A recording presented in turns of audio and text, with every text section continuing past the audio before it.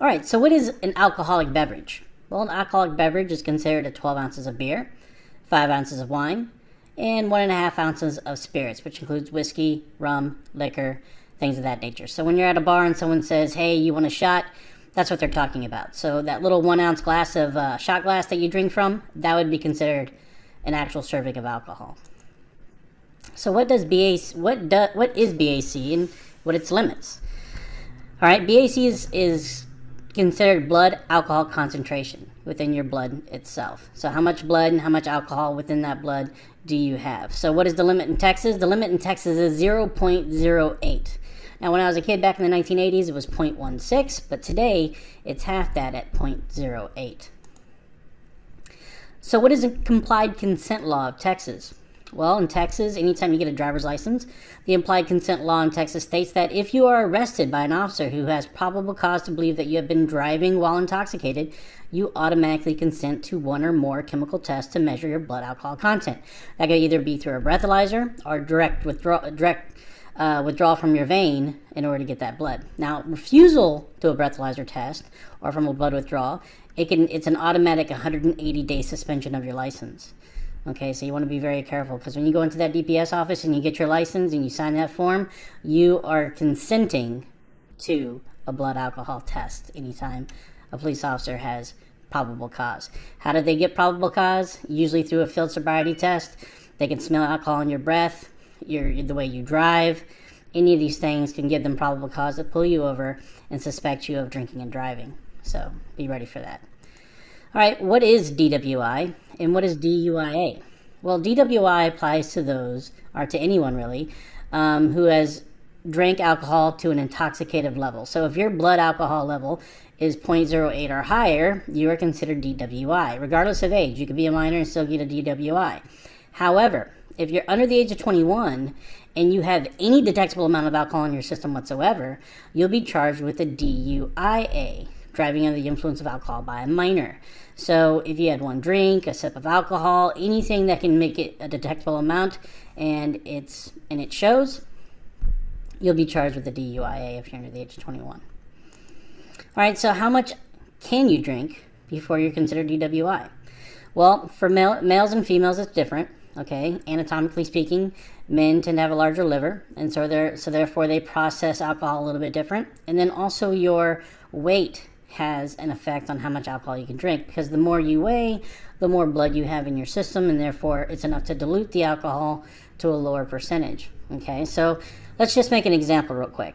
Let's say you're a female and you weigh roughly 140 pounds. How many drinks can you have before without being DWI? And it shows here right on the chart, one drink will put you right there in the danger zone, and if you were to have two, you'd be over the legal limit. Okay, same thing with men. If you weigh 160 pounds, the most you could drink is one, because once you have two, you may be over the legal limit. So you got to be very, very careful. All right, so it doesn't take much alcohol in order for you to be over the legal limit. So if you ever go to a bar, to a club, let's say you're in college, or even to a party in high school, and you see people drinking there and you just have one drink, you have to understand that you can be very, very close to that limit of 0.08, so it doesn't take much. So anytime you're on a Friday night and you drive past a big nightclub and you see that parking lot full of cars, well, the odds are a lot of those cars that will be utilized later that evening will probably have a DWI driver, because it does not take much in order for you to be considered DWI. So anytime you go to a club, they have a bar in every single corner of that club. They got shot girls and people walking around offering you drinks, different type of drinks that they make, margaritas and things of that nature, where they put more than one shot inside the margarita. And then of course the different type of drinks you have, right? Because men usually drink beer, but women usually drink malt liquor, which is the flavored alcohol, right? So like Smirnoff Ice, watermelon, apple, things like that, those have more alcohol in it than that of a regular beer. So you got to be very careful, right? So be wary of how much you're allowed to drink before you consider DWI, all right? Because it's not very much. So same thing when you become an adult and you're over the age of 21 and you go to Olive Garden and you have a glass of wine with your meal. You have to realize, how much do I weigh? How much have I drank? is an MIDWI, and of course, any amount of alcohol, one drink can affect your ability to drive. So just know that it'll actually have an effect on your ability to drive, even with just one drink. Okay, so how does alcohol affect my body? Okay, so 2 beers, obviously, loss of judgment, trouble doing 2 tasks at the same time, multitasking. 3 beers, reduced coordination, the ability to track and move objects, difficulty steering. 4 beers, trouble controlling speed, difficulty processing information and reasoning. 5 beers, markedly slower reaction time, difficulty staying in lane and braking when needed. And then obviously, any more than that, 7 beers, you have a serious difficulty controlling the car and focusing on the driving. All right, so how is alcohol eliminated from the body?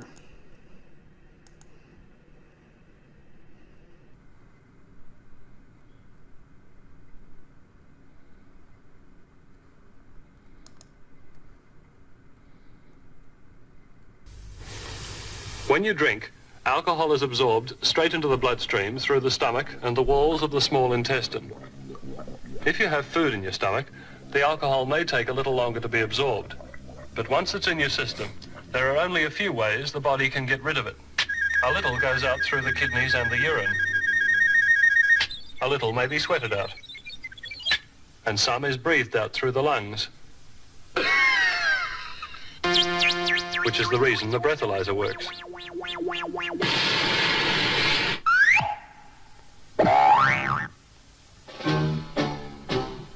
But most of it, over 90%, must be got rid of through your liver, which breaks it down and burns it up. If you've got a healthy liver, it will only get rid of the alcohol contained in about 1 normal-sized drink per hour. That means 1 glass of beer, 1 small glass of wine, or 1 nip of spirits per hour. It can't work any faster. Nothing will speed it up. So when you drink faster than about 1 glass per hour, alcohol accumulates in your system, pushing your blood alcohol level higher and higher. This blood alcohol level is expressed as a figure, a percentage, 0.05%, 0.08%, 0.10%, and so on. This figure indicates the percentage of alcohol in your blood. Because your liver can only get rid of alcohol at a fixed rate, after a heavy night's drinking, your blood alcohol level may still be over the legal limit for driving the next morning. Coffee, cold showers are no help. They may wake you up and create the illusion of sobriety, but they have no effect on your blood alcohol level. The only way to get sober is to give your liver the time to break down the alcohol in your system.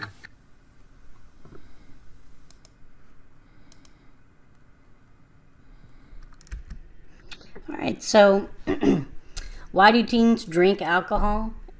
Ultimately because of peer pressure. That's one of the main reasons teens drink alcohol today. A lot of times, if you ever think about it, most alcohol, if any alcohol, if you ever had any, does not taste good at all, doesn't feel good going down. So why would you choose it as a beverage, right? Anytime I walk into a store, I want something that tastes good and makes me feel good. It's definitely not alcohol. So peer pressure has a big role when it comes to teens and drinking alcohol. So let's watch this quick video. When you're a teenager, you're constantly bombarded with good and bad advice, life lessons, homework, chores, and peer pressure. Often that pressure comes in the form of drugs and alcohol. It can be very difficult to say no at this age because you're afraid others will think you're lame or that you might get rejected by some of your peers. Even though you might know the real dangers of using drugs and alcohol, you still might have a hard time saying no. Well, the key to saying no is to practice what you'll say before you get in a situation where you're offered drugs or alcohol. That way, when the time comes, you're ready. Take some of these peer pressure related statements, for instance. Come on, everybody's doing drugs. Your response? I think plenty of people aren't doing drugs. Anyway, it's not right for me. Perfect. Here's another one. Hey, probably make you feel good. And you say, I already feel pretty good, and I don't want to mess that up. nothing wrong with that. Let's try a few more, like, Dude, if you're my friend, you'll get high with me. your response? I really like you. I just don't like drugs. And let's not forget these. Come on, dude. Nobody will know. And This is really cool stuff, man. you fire back with. I'm not taking any chances. I'd be grounded for life if I got caught. And I know someone who got really sick from that. That's not cool at all. arming yourself with a wide range of reasons not to do drugs or alcohol is a great way to keep yourself free from using a substance that you know can harm you or your friends. You might even set such an example that your peers will respect you and try to emulate you or come to you for advice. So don't be afraid to rehearse your reasons to say no and put them into practice when the time comes.